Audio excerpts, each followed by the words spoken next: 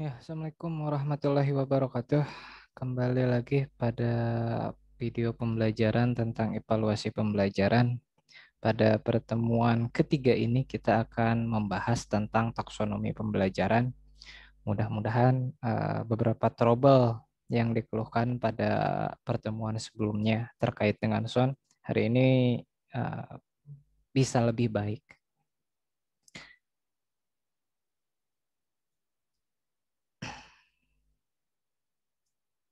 Nah, kemudian yang pertama, kita melanjutkan tentang pembelajaran sebelumnya bahwa di pertemuan sebelumnya kita telah membahas mengenai bagaimana itu standar penilaian pendidikan di Indonesia yang terbagi ke dalam tiga bagian, di mana penilaian dilakukan oleh guru, penilaian dilakukan oleh satuan pendidikan,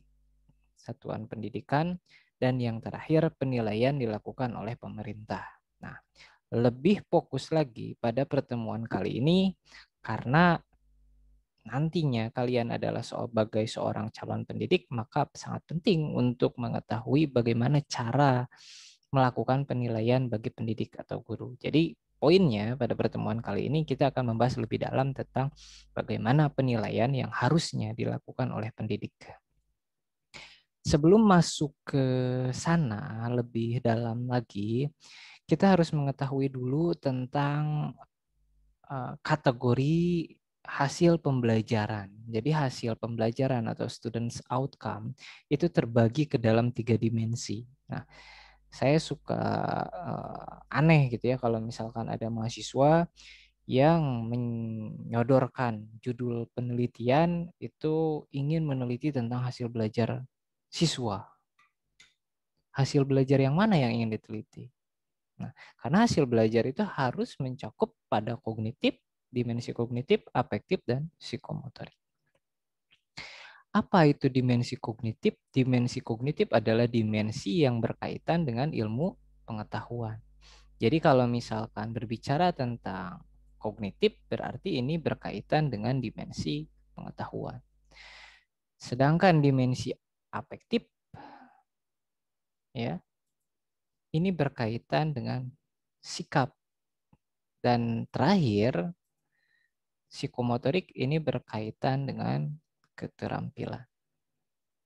Jadi semua dimensi ini menjadi satu kesatuan yang utuh. Makanya kalau misalkan kita melihat tentang strukturisasi dari kompetensi inti yang ada di dalam kurikulum 2013 itu mencakup keseluruhannya.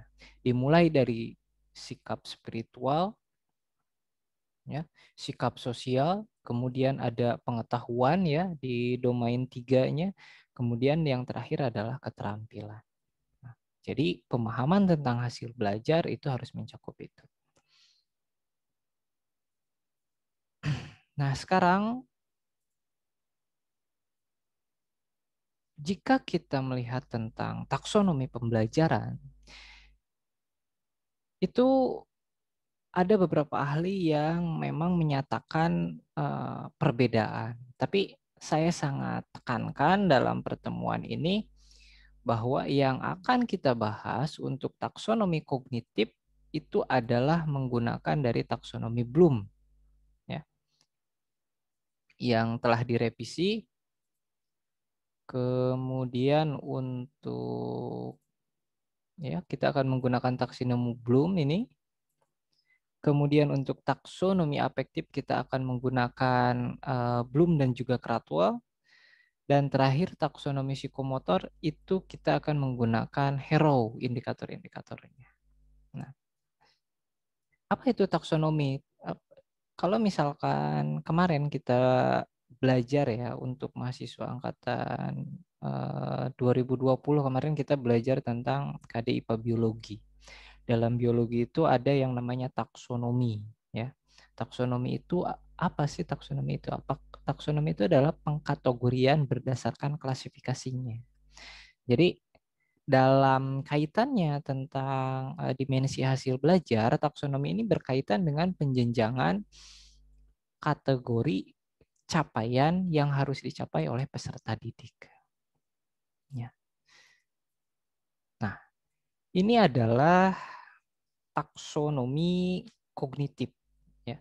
Taksonomi kognitif yang pertama kali dimunculkan oleh Bloom tahun 1956. Jadi dalam dimensi kognitif ini berkaitan dengan kemampuan-kemampuan yang secara hierarkis itu dapat dirinci ke dalam 6 jenjang kemampuan. Mulai dari pengetahuan atau knowledge, itu disebut dengan C1, kemudian comprehension atau pemahaman, itu disebut dengan C2, kemudian ada yang namanya application atau misalkan disebut juga penerapan dan jenjang C3, kemudian pada jenjang C4 ada analysis itu, kemudian di jenjang C5 itu ada sintesis, dan di jenjang terakhir itu ada evaluasi. Nah, apa maksudnya ada C1, C2? Ini mereka itu berjenjang. Semuanya memiliki keterhubungan. C1 itu disebut sebagai jenjang yang pada dimensi kognitif atau pengetahuan. Jenjang C1 ini disebut sebagai jenjang yang paling rendah. Kenapa disebut paling rendah? Karena pengetahuan ini, pada dimensi pengetahuan ini hanya ada dua kategori, yaitu mengingat dan menghafal. Jadi kalau misalkan sebutkan apa yang dimaksud dengan taksonomi. Nah, itu adalah jenjang pengetahuan yang paling rendah. Taksonomi adalah ilmu yang mengkategorikan atau mengkategorisasi tentang penjenjangan. Nah, misalkan seperti itu. Itu disebut sebagai kategori yang paling rendah. Beda dengan misalkan ke sananya lagi tentang pemahaman. Pemahaman nanti dikaitkan lagi tujuan dari taksonomi apa, misalkan itu lebih ke pemahaman, tidak hanya sekedar mengingat atau menghafal saja. Kemudian menerapkan dalam pembentukan taksonominya, kemudian menganalisis, mensintesis sampai pada mengevaluasi, itu pada tingkatan yang paling tinggi. Nah, namun belum itu taksonominya dia dikritisi oleh Anderson tahun 2001. Dikritisi karena alasan bahwa memang terdapat pergeseran dari teacher center menuju pada student center. Di mana dulu pada taksonomi sebelumnya yang belum itu, ini kata lebih bersifat sebagai kata benda, bentuk-bentuknya. Knowledge, comprehension, application, ya, pengetahuan, penerapan, analisis, itu semuanya noun gitu bentuknya. Bentuknya kata benda.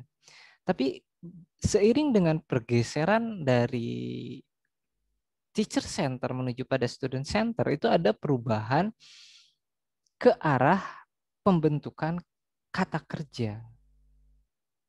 Jadi sebenarnya ini kalau misalkan ditulis ya, namanya jadi remembering. Artinya dia mengingat. Kemudian ada understanding, dia memahami. Kemudian ada applying, dia menerapkan. Kemudian ada analyzing, dia menganalisis. Setelah menganalisis itu ada evaluating, itu ya, dia itu artinya mengevaluasi. Dan ada yang terakhir adalah creating, ya, atau mencipta sebagai jenjang yang paling tinggi. Apa yang paling signifikan selain itu? Jadi pertama tadi perbedaannya jelas dari pergeseran dari non ke verb, dan yang kedua perbedaannya adalah jenjang C6, ya, ini C6 yang ada di evaluasi bergeser pada jenjang C5 dalam taksonomi Bloom yang direvisi oleh Anderson. Dan jenjang sintesis itu berubah menjadi jenjang mencipta, ya, dan ditempatkan sebagai C6. Nah, itu.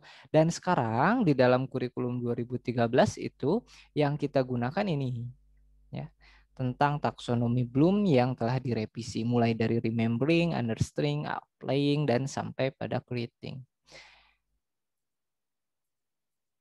Nah, ini adalah bentuk-bentuk kata kerja yang nantinya dijadikan sebagai kata kerja operasional. Tadi kan pergeseran dari noun dari kata benda menuju kata kerja. Dan kata kerja yang ada di sini nanti harus diformulasikan ke dalam bentuk kata kerja yang lebih operasional. Misalkan dalam kompetensi inti dirumuskan bahwa mengetahui perbedaan antara hewan vertebrata dan hewan invertebrata, misalkan. Berarti kita harus merumuskan KI atau KD tersebut ke dalam indikator-indikator yang lebih terukur. Bagaimana caranya? Yang pertama bahwa KI yang ada di dalam indikator 2013 itu, jika dia ada di jenjang pertama, itu adalah jenjang minimum. Nah, jika dia ada di jenjang kedua, misalkan menerjemahkan tentang atau menafsirkan tentang atau mana ya yang membedakan.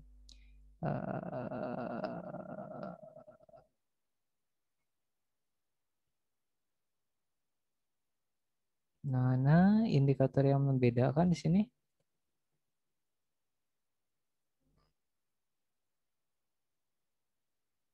Nah, ini ya. Membandingkan hewan karakteristik hewan vertebrata dan invertebrata misalkan di dalam KI-nya itu, maka indikatornya itu tidak boleh turun. Jadi kalau misalkan di kompetensi inti, misalkan ya, di dalam kompetensi ini saya tulis ya, misalkan dalam kompetensi inti itu atau dalam KD itu berbunyi bahwa membandingkan karakteristik hewan vertebrata dan invertebrata.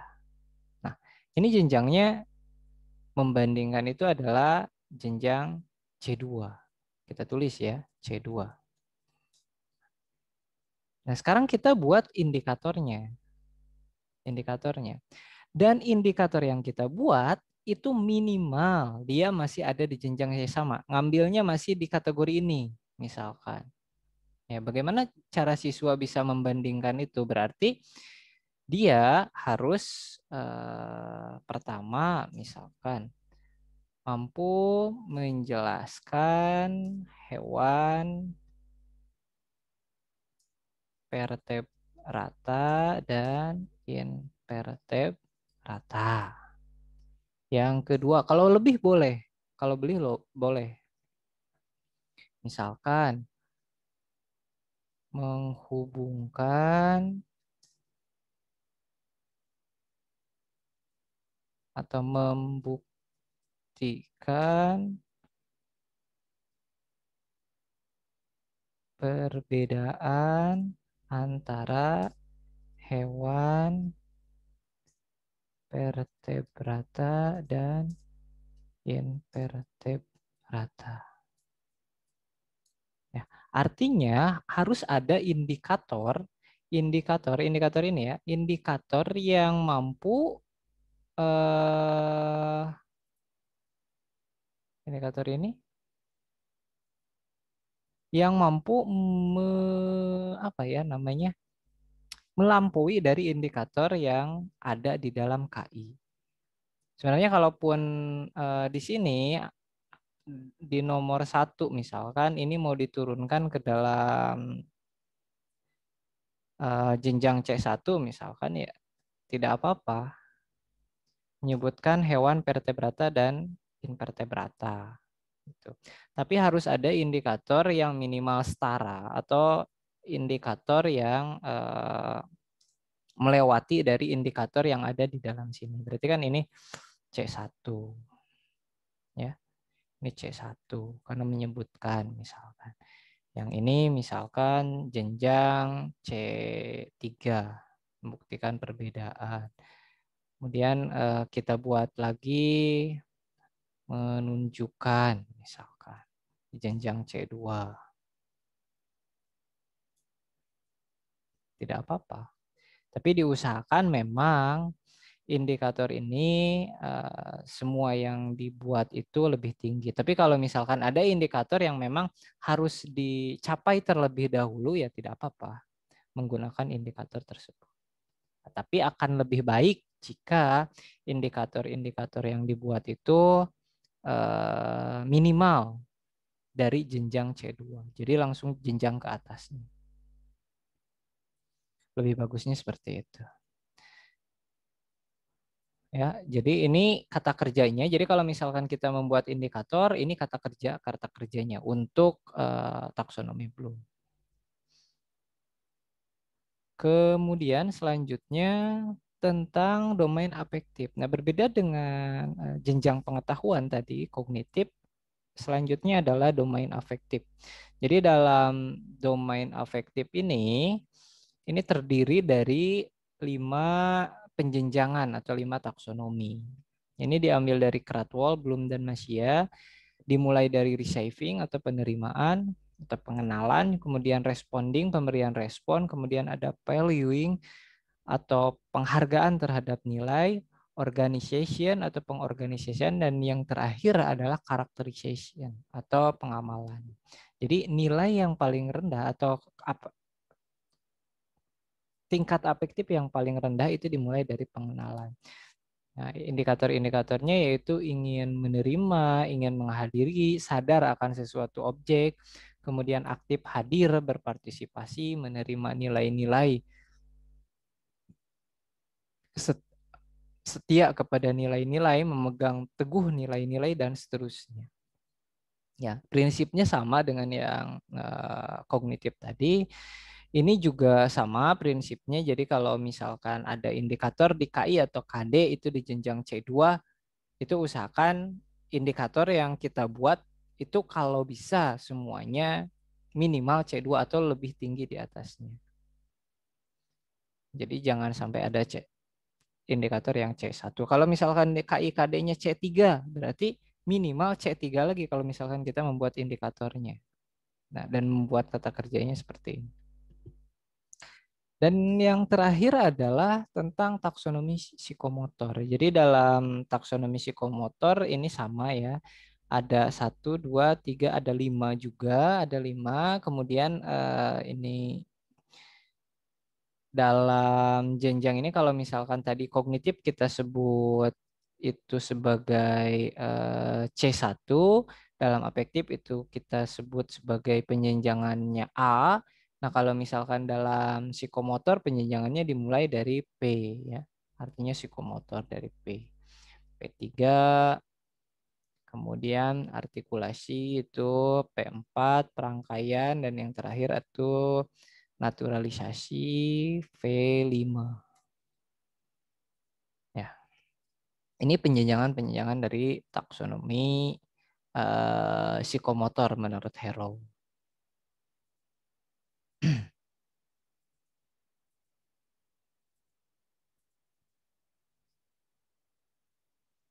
Nah, ini indikator-indikatornya prinsipnya sama dengan yang sebelumnya, jadi tidak akan terlalu saya bahas lebih dalam. Kemudian di dalam kurikulum 2013 itu seperti tadi saya bahas ada yang namanya tentang standar kompetensi lulusan. Standar kompetensi lulusan itu diturunkan ke dalam KI. KI itu terdiri dari KI sikap ya, sikap spiritual untuk KI 1, kemudian KI 2 sikap sosial, itu diambil KI 1 itu biasanya berkaitan dengan agama dan PPKN, diturunkan ke dalam kompetensi dasar, KI 3 itu pengetahuan, dan KI 4 sebagai keterampilan. Makanya poin-poin KI itu akan penulisannya akan saling memiliki keterhubungan. Jadi kalau misalkan KI-nya 1.1 berarti KD-nya 1.1.1 misalkan. Atau kalau ada 2 berarti 1.1.2. Kalau misalkan nanti di pengetahuan 3.3 misalkan KI-nya, berarti kompetensi dasarnya 3.3.1. Berarti kompetensi dasar dari KI 3.3 yang pertama. Kalau ada 2, berarti KI 3.3.2. Berarti KI yang kedua, KD yang kedua dari KI 3.3. Kemudian kompetensi dasar itu diturunkan juga ke dalam indikator pencapaian kompetensi.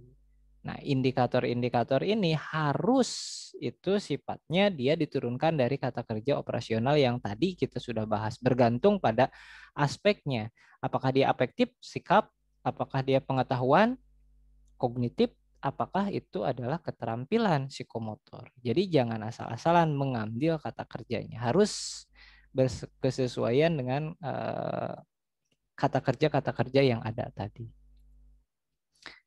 Nah, kemudian kompetensi dasar ini berisi kemampuan dan muatan pembelajaran untuk mata pelajaran yang mengacu pada kompetensi inti, ya, seperti kita bahas tadi bahwa kompetensi dasar itu diturunkan dari kompetensi inti.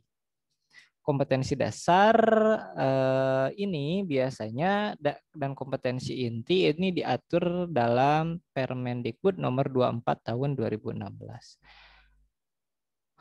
Kemudian ini ya tadi tentang dimensi-dimensinya bahwa KI kalau ada kelompok 1, kelompok 2, kelompok 3 dan kelompok 4. Kelompok 1 dan kelompok 2 ini berkaitan dengan dimensi afektif.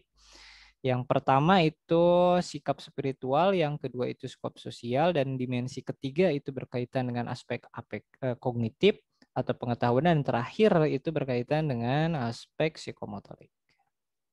Nah, ada prinsip-prinsip dalam pembuatan indikator. Yang pertama, indikator itu harus memenuhi kaidah SMART.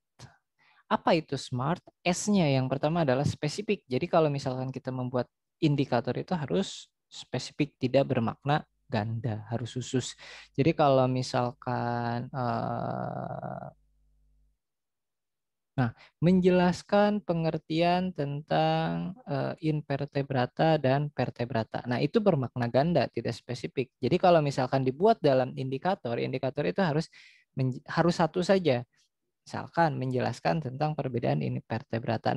Nah, kalau misalkan membandingkan antara vertebrata, harus ada lawannya, dan invertebrata. Kalau misalkan kejadiannya seperti itu baru boleh dijadikan sebagai perbandingan, karena sifatnya perbandingan itu masih spesifik dan khusus. Namun kalau misalkan pengertian dibuat dalam dua materi atau dua konsep dalam satu indikator, itu akan mengurangi nilai kekhususan dari indikator tersebut.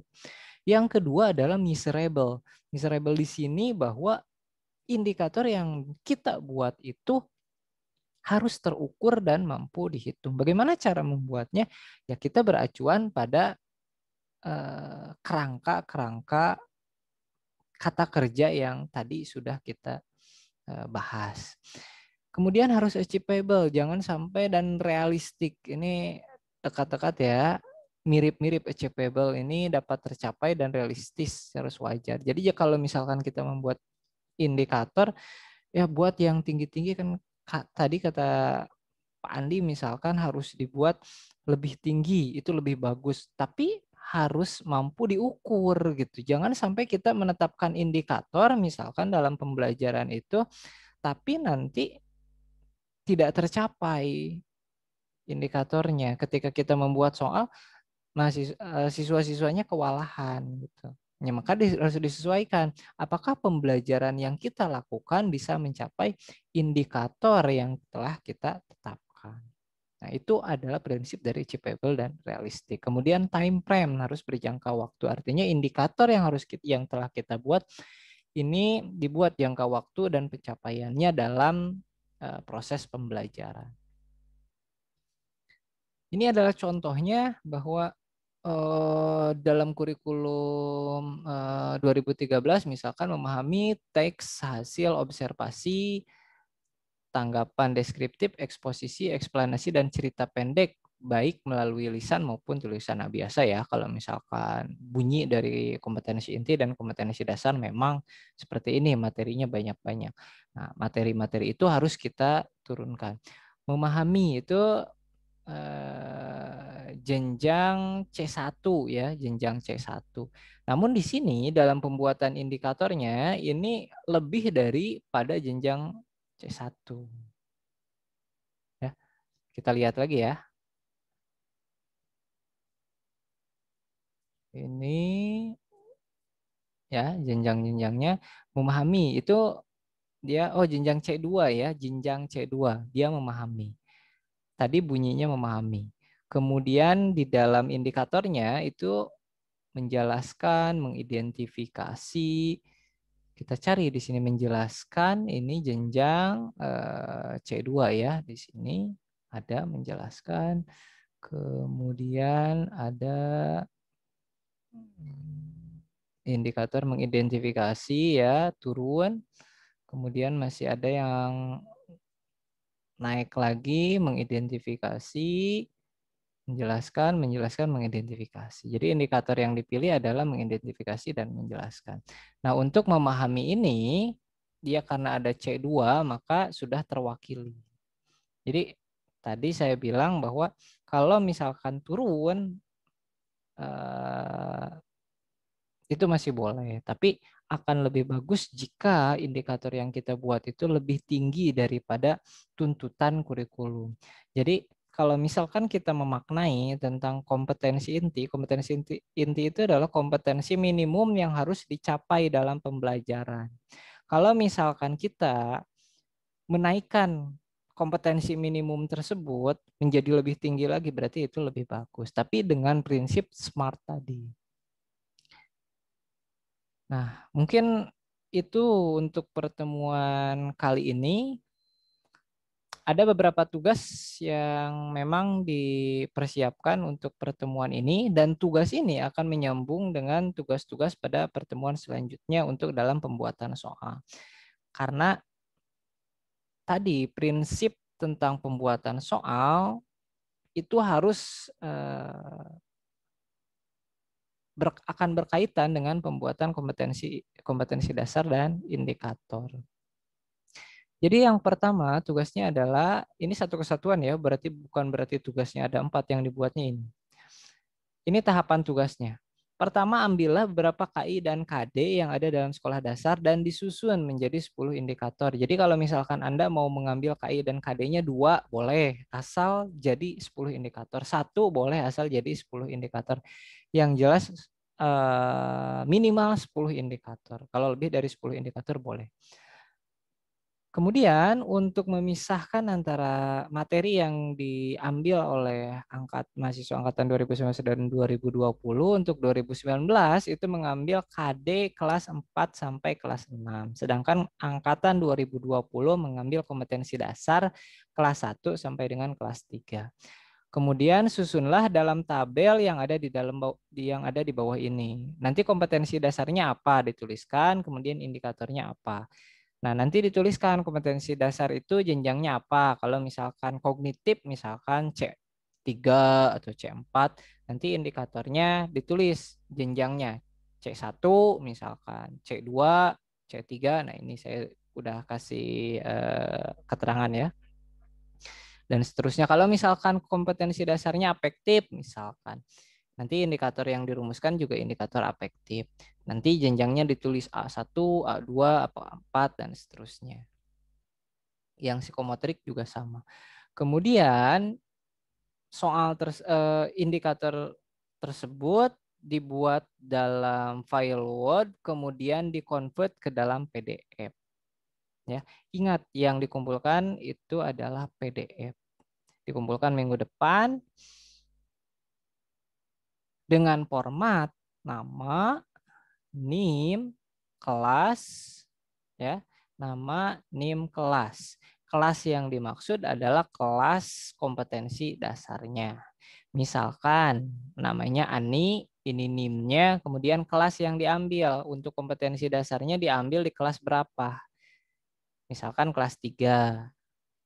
Tuh. Catatan ya, jadi kalau misalkan tugas yang dibuat tidak memenuhi dengan kaidah ini, baik dari tipe file itu tipe filenya ingat PDF ataupun kaidah-kaidah yang di luar daripada ini itu tidak akan diperiksa ya. Oke, mungkin itu saja untuk pertemuan kali ini. Pertemuan selanjutnya baru kita akan membahas tentang bagaimana cara membuat soal. Jadi dipahami dulu tentang bagaimana cara membuat indikator dari kompetensi dasar diturunkan menjadi indikator. Indikatornya dilihat berdasarkan pada poin-poin yang atau kata kerja yang telah saya bahas tadi. Oke, terima kasih untuk pertemuan kali ini. Mudah-mudahan hasil dari pertemuan ini bisa memberikan manfaat untuk kita semua. Saya tutup untuk pertemuan kali ini. Wabillahi taufiq wal hidayah. Wassalamualaikum warahmatullahi wabarakatuh.